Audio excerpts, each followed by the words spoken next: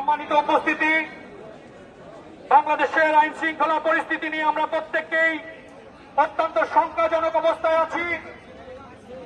প্রতিটা দিন, প্রতিটা সময় পত্র পত্রিকা, টিভি চ্যানেল খুললেই আর হামেশা আইন শৃঙ্খলা পরিস্থিতির অবনতি হচ্ছে।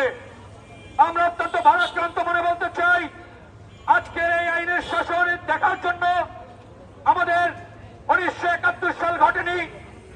আজকের এই আইনের শাসনের যে অবনতি, সেই জন্যই গত জুলাই গণঅভ্যুত্থানে প্রায় 2000-এর মতো মানুষ রক্ত দেয়নি, প্রায় 30,000-এর মতো মানুষের বন্ধুত্ববরণ এই জন্যই কিন্তু করা হয়নি।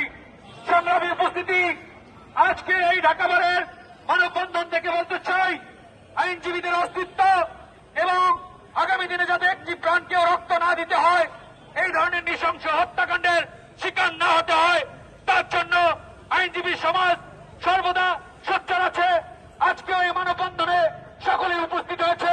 আগামীতে যে কোনো হত্যাকাণ্ডের এই ধরনের প্রতিবাদের জন্য সকলেই ঐক্যবদ্ধ থাকবে, এই প্রত্যাশা আজকের এই মানববন্ধন থেকে সকলের প্রতি বিনীত অনুরোধ রাখছি।